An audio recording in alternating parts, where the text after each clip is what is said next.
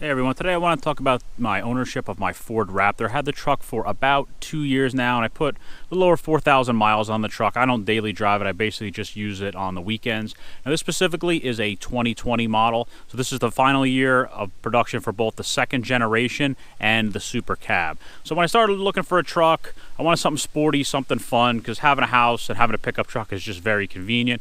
Originally I was looking at a more basic spec truck, probably an 800, but I ended up opting the extra money for the 802, and I'm glad I did. It was more expensive, but it was well worth it. A lot of features in this truck. Some of them I thought were kind of gimmicky, but as I started to use the truck, I found out that they were actually very, very convenient. This color is race red. One of the most controversial things on this truck was the aluminum body. Initially, some people were kind of put off by it. They were unsure about it, but I think it was a great move for Ford. It knocked about 500 pounds off the truck, so it made the truck considerably lighter and more nimble. So let's just do a walk around, talk about some of the different features on it, starting from the front. So probably the most recognizable part of the Raptors is obviously from the front, the grille. A lot of other F-150 owners put this big Ford-styled grille on, as well as many other manufacturers are starting to do all these lights across the front. Very unique, very noticeable. This truck is distinguishable near or far, day or night, with the lighting package, the body. I think Ford did an absolutely spectacular job on this truck. Obviously, the hood is unique to the Raptors. I put a license plate relocation bracket on. I don't like the factory one. The problem is it blocks the intercooler, so I didn't want that. Spent the money for a relocation one. I think that was a good move. Most Raptors will have the 360-degree camera. It was standard on 802. It was optional for 801. It's actually pretty convenient. It makes parking or tight spaces a lot easier because it's cameras all around the truck as well as under the mirrors, so you can really see exactly where you are. All the Raptors for second gen also had LED headlights. They're pretty good, they're pretty bright. The high beams are automatic, so it's nice when you're driving on the road. You don't have to constantly turn the high beams on and off, they'll do it automatically. Another big noticeable thing is the fenders and the quarter panels. This truck is almost 7 inches wider than a regular F-150, so it really gives it the stance, gives it the presence, it makes it stand out in a crowd. It's very, very noticeable, and when you're driving the truck, you notice in the rearview mirrors how much wider those quarter panels are. Love the look of this truck. Functional vents on the fender, functional vent on the hood. Real mean, real aggressive look to it. Second generation will have the 35-inch all-terrain tires, obviously very capable on-road, off-road. They're really not that loud on-road. You think this would be a very loud, noisy tire. It's not. It's very mild-mannered for just being street-driven for such an aggressive tire. I opted for the bead lock wheels. There was different wheels available for the different years. A couple different bead lock designs, couple different standard non-bead lock designs. I just went for this for the looks. I don't need the strength. These are forged, but I like the darker look because it matches the fender flares, and I like the contrast of the body color to the fender flares. On the mirror, another thing that's optional and also standard with some packages, these lights on the end of the mirrors. Great option, not expensive. I found they're pretty useful. I've actually used them quite a few times when I'm doing things around the truck when it's dark outside. Raptor-specific aluminum running boards, real nice, real aggressive, very firm, positive feel, no flex, very well built. For trucks with push-button starts like the 802s, this keyless entry system is actually really convenient. If you have the key in your pocket, if you put your thumb here, this will lock the truck. If you put your hand behind here, it will unlock it, so you never have to take the key out of your pocket. Really nice and convenient. I threw some mud flaps on my truck just to help keep it clean. I also put some Husky rear wheel well liners on just to clean up the look a little bit so it matches the front. 19s and 20s had the live valves. The earlier ones did not. They were blue. The live valves are nice. They're electronically adjustable through the different mode settings. It makes the truck a little bit stiffer, which I actually prefer. And on the back of the truck, different level trucks have blind spot monitors. Really, really convenient for when you're driving on multi-lane roads, highways, things like that, just in case something slips out of your vision. It helps keep you safe. I always like the added safety systems on this. Just like in the front, you have a lot of different marker lights. Same thing, you have them here on the corners in the back, as well as there's a bunch built into the third brake light up top. The bumpers match front and rear. Probably the most distinguishable thing on the back of the truck is going to be the Ford applique or applique. Originally, I was debating not getting this. I'm glad I just left it on. I think it really sets the truck apart. Fits the look. makes it very uniquely identifiable, and a lot of people I've seen to put these on non-Raptors just because it looks so cool. Large dual exhaust. The tow hitch is standard with the Raptors. 802 spec trucks have the electronic release for the tailgate. You can also release it from the remote. Optional for all levels is the step. Get it. Some people think it's gimmicky. Get the step. Well worth it. I've been in and out of this bed of this truck so many times, loading bags of mulch, bags of dirt, plants, furniture, tons of stuff that I've hauled in the bed of this truck, and climbing up on a truck this high without the step is kind of a pain, especially if you're not really tall. So it's well worth the few $100s more that they charge for that step. I have zero regrets. I got the factory spray in liner. Some people don't like it. They don't think it's as good as some of the aftermarket ones, but I haven't had any issues with it peeling, cracking, having problems, whatnot. I like just getting it from the factory. It's done. I don't have to have it done aftermarket. There's also options for bed lights built inside the bed that are activated by both a button that's behind my tailgate extender, and there's a button inside. Well worth it, especially at night. If you got stuff rolling around in here, you can actually see what's in the bed and don't have to take your phone out of your pocket or try to get a flashlight from somewhere. Very, very cheap option. It's also standard with 802. I also opted for the tailgate extensions. Nice because they fold up and they're pretty much out of the way. They're just slightly wider than the bulges for the tires. Sometimes they're good, sometimes they're bad. The jury's kind of still out on that. Would I get them again? Maybe, maybe not. There's times where they've been really convenient, where I've had a bunch of furniture in the back, and adding that extension, being able to lock it in here safely is really nice. But there have been times where they're kind of a little bit in the way, and it kind of blocks the button for the bed lights. So something you should definitely consider. I don't regret getting them. If I was to get another truck, I would probably get them again. They have come in handy a bunch of times, but it's definitely a not expensive feature. And if I have to, I can take it out. They're only held in by a single bolt, so that's a relatively minor thing. I wouldn't be too worried about that. And again, from the rear, that beautiful wide profile, so much better looking. I think it's like almost 7 inches wider than your standard F150 is, so really gives it that nice presence to the truck. So let's go under the hood and take a look at the power plant. All right, under the hood of the second generation Raptor, the biggest point of contention for second generation, the power plant. Ford's 3.5 liter twin turbo high output EcoBoost V6. A lot of people were disappointed that Ford never offered a V8 for this generation. Now, what this truck lacks in exhaust sound, it makes up for in power. Compared to the previous generation, you picked up nearly 40 horsepower and 80 pounds of torque. Couple that to the fact that it's about 500 pounds lighter with the aluminum body, this truck is pretty darn quick. A lot of people were very dismissive of this truck just because of this power plant.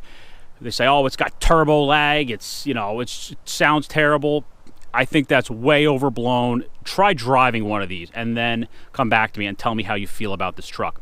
The turbo lag on this is not like 80s and 90s turbo lag where you romp on the gas and you wait and you wait and you wait. The turbo lag is virtually non-existent.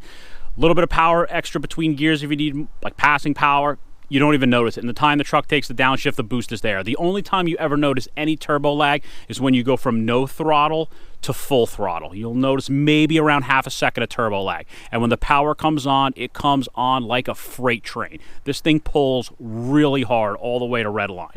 So I have no issues with this engine, with the performance. I think it's absolutely great.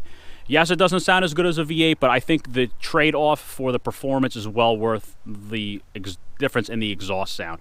Only modification I made to my engine, if you can really even call it that, I put a JLT air oil separator on here. I think it's a good idea for turbo engines. They obviously have a lot more blow-by than a naturally aspirated engine would with the additional cylinder pressure from the turbocharging system.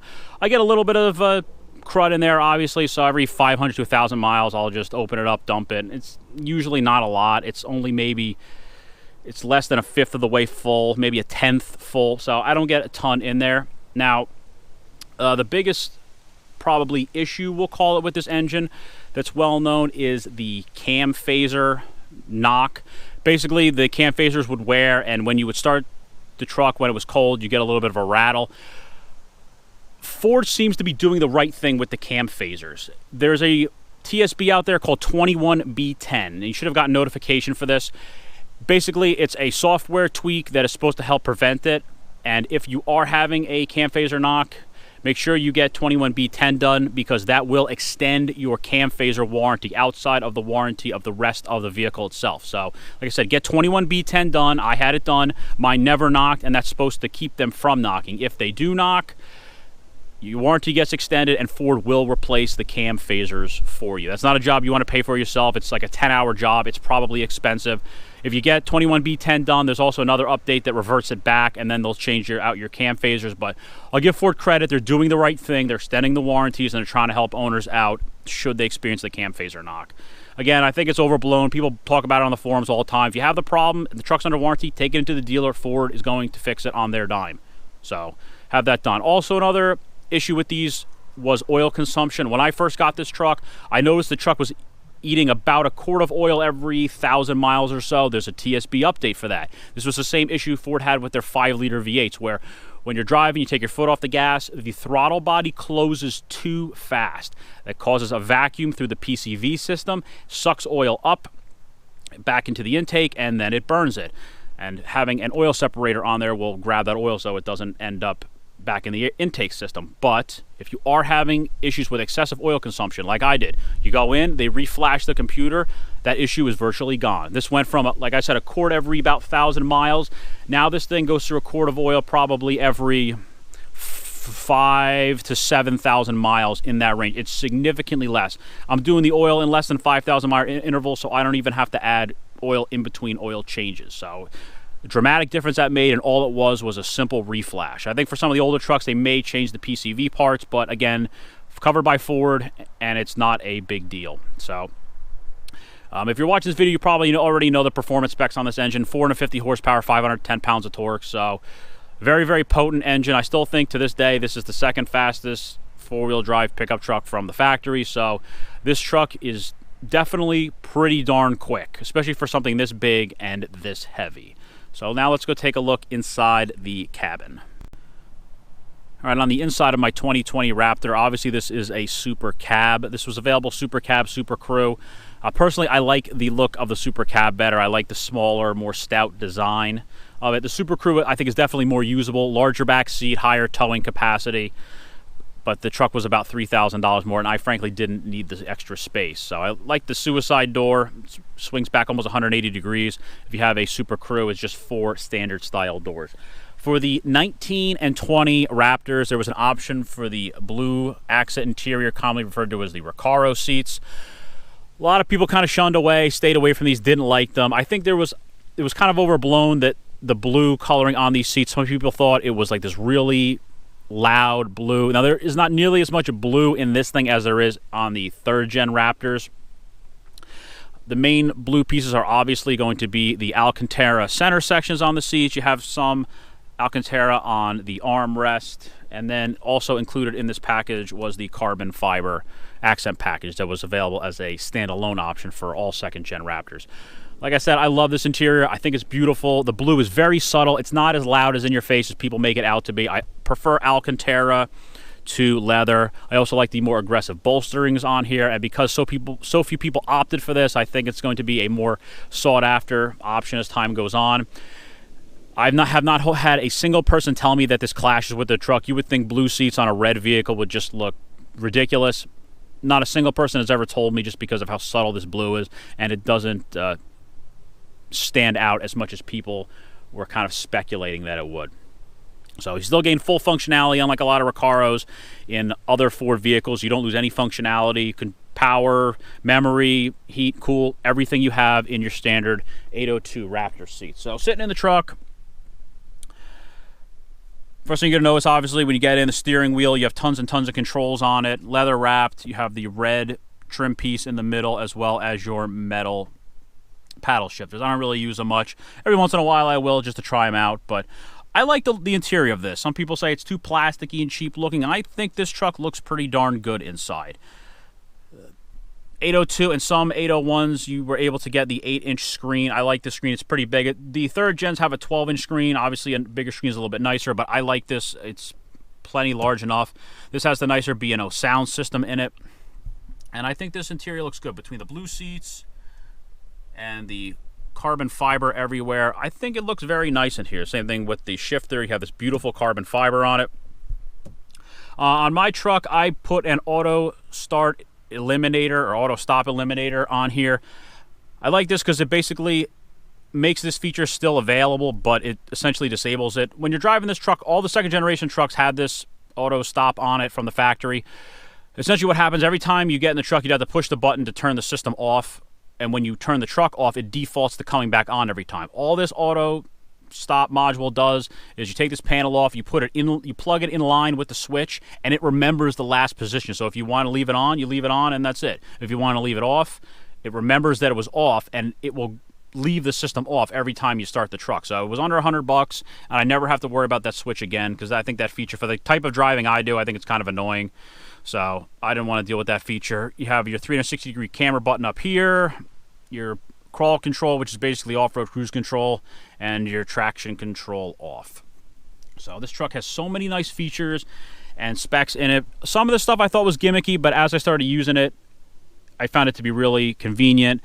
The memory for the seats, you got 3 different positions, so if you're really picky about how you like your vehicle set up and there's multiple people driving it, you can get everything to where you want: the steering wheel, the seat, the mirrors, everything. You push and hold the button and it remembers that. So if somebody gets in, whether you have it out for maintenance, repairs, someone else is driving it, they move everything around, you push whatever number you have preset to, and everything goes back to that setting. Because I'm real picky. I hate when people move my seat around, especially if the truck's in for maintenance or like a recall or something, and the mechanic moves the seat, push the button, and everything is back to where it was. So 4 windows on all trucks, even the super cabs got 4 windows. Then push a button, the mirrors fold in. Everything's electronically adjustable on this. Here are your lights for the buttons for the lights that are on the external mirrors. Real convenient. Automatic headlights, automatic high beams. So in the center of it, you have, again with 802, you have automatic climate controls, both heated and cooled seats.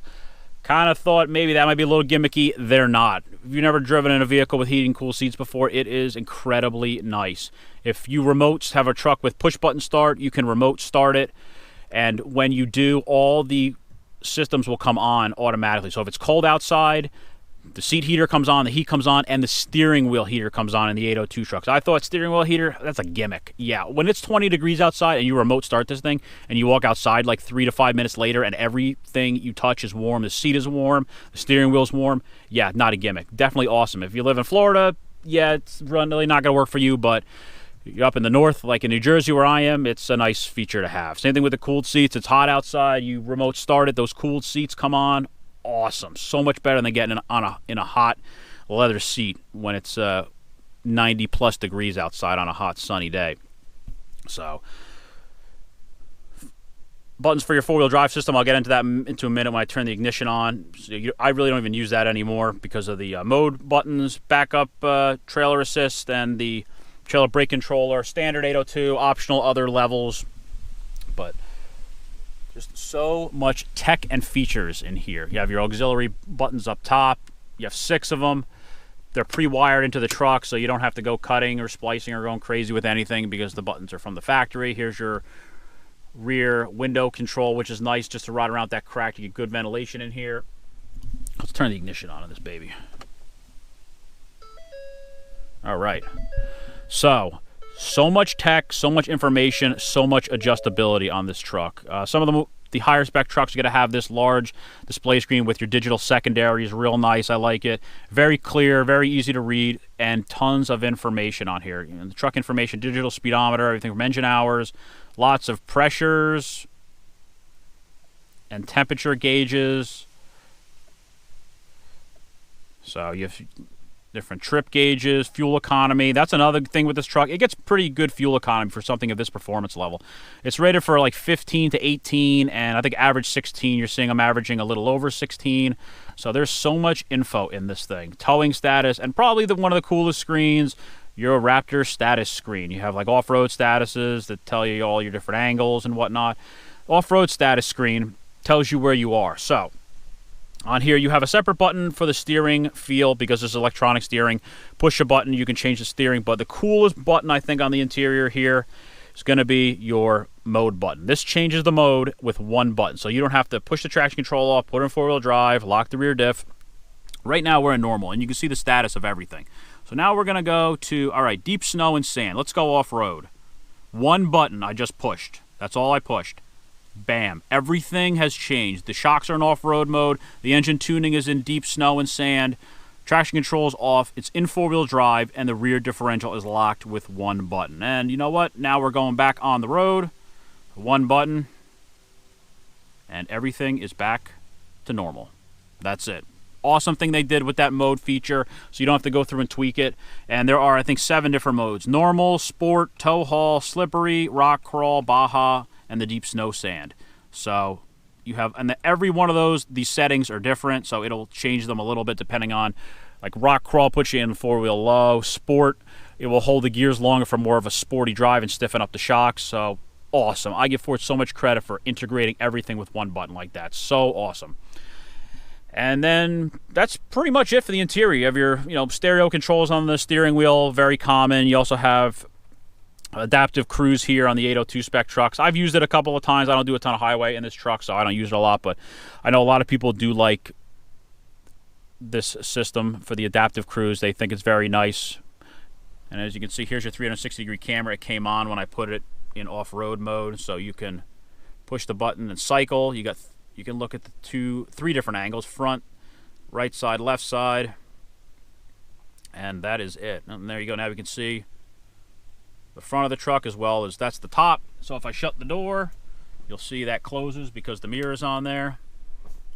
So that 360-degree camera is very convenient. I didn't think I'd be using it a lot, but yeah, when a couple tight spaces I've been in, it's very accurate, and it gives a really good profile of the truck. Plus, it shows an actual picture of the Raptor itself. So, love this interior, and I love this truck. So, the next thing we need to do, let's take her for a drive.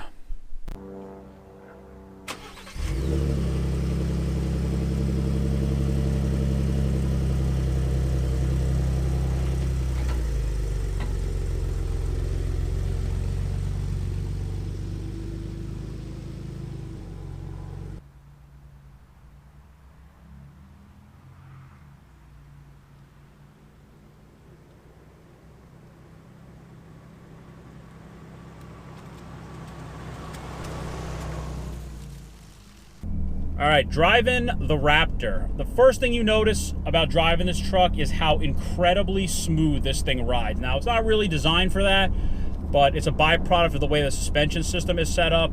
My father bought a new truck the same time I bought this thing. He got an F-150 Lariat, and he rides around in here with me a lot, and he constantly comments about how incredibly smooth this truck rides. And it's absolutely amazing. This thing just eats up the bumps, whether you're off-road, on-road.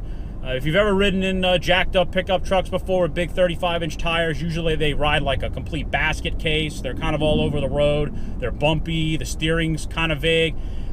This is why I like buying something from a manufacturer where the engineers did everything. This thing is absolutely incredible. The suspension, the steering, it's so smooth. It is so confidence-inspiring. Ford did an absolutely spectacular job with the suspension in this truck, and this truck in general. The only big downside to this truck is the suspension regarding towing and hauling. Unfortunately, having the softer suspension that allows you to go off-road, you pay a big penalty with your towing and payload capacity. This truck is rated for 6,000 pounds of towing, and I believe the payload in the bed is 1,000 pounds. Your Super Crew is 8,000 tow, and the payload is the same. That's considerably less than a regular F-150. So if you are looking for something like a work truck, or you do a lot of towing and hauling, you really kind of need to really look at the numbers on this thing. That's the only downside of this truck, is you pay that penalty with this soft suspension, being able to go off-road at high speed and have it absorb the bumps.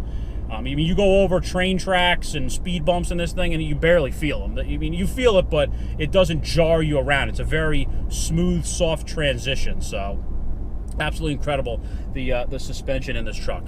All right, the power plant, the old 3.5 high output EcoBoost that so many people dislike. Again, like I said before, this thing is a powerhouse. When the boost comes on, it comes on fast. You're not waiting for a big power delay. And I just love the way this engine feels. It's pretty fuel efficient. Some people don't care about fuel efficiency in these things, but I think more and more people will as time goes on, as gas prices just keep going up, and who knows if they're ever going to come back down again. But when you romp on this thing, it goes, and it goes fast. The transmission, 10-speed automatic, same transmission in all the trucks. I've heard people say, oh, well, this transmission hunts for gears. I've never experienced that. I have no complaints about this transmission. Once or twice, I just had a little bit of a hard shift, or I think sometimes I'll catch it between gears where I'll have my foot off the gas and I'll go to put my foot back on and I'm kind of catching between gears and it has to jump real quick to figure out where it wants to go. But that's few and far between. That's not the rule. That's the exception. So I don't have any complaints about this transmission. It does skip gears a little bit. It'll usually skip like 2 and 4, and then after that it'll go sequentially after that. But it's smooth. It does its job. No complaints about this transmission. I think this was a pretty solid transmission. And like I was saying before, so much tech in this thing, so much controls, so much information, heated, cooled seats.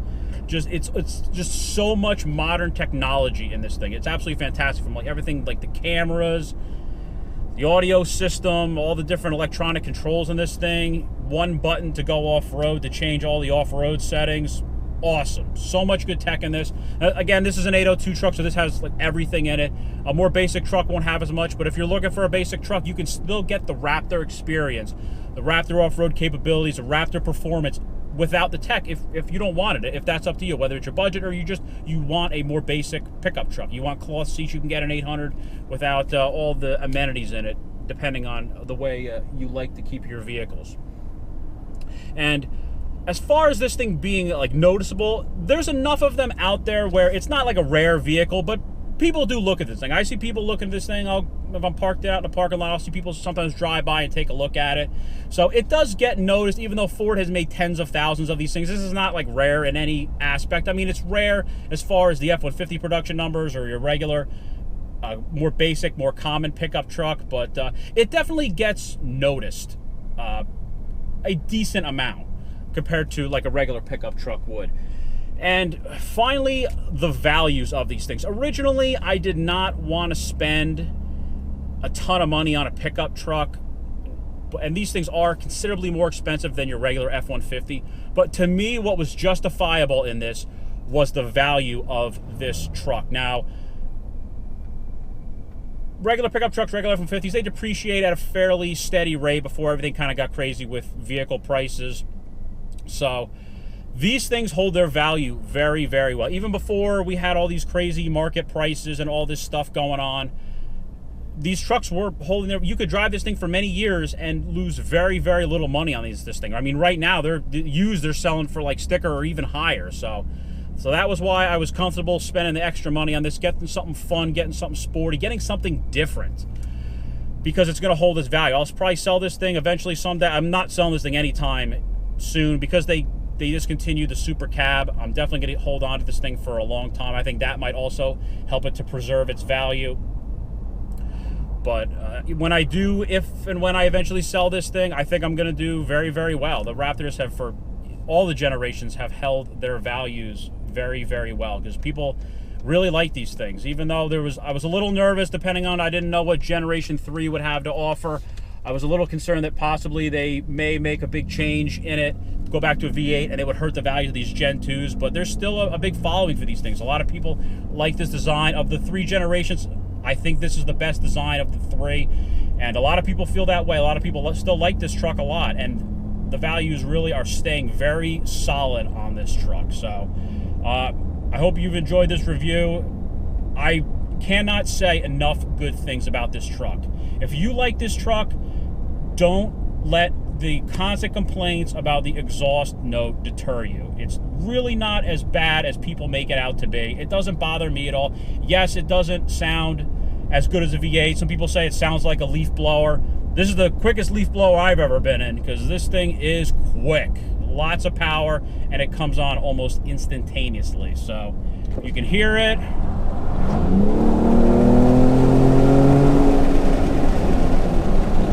Baby boogies. So I hope you enjoyed the video. Thanks for watching.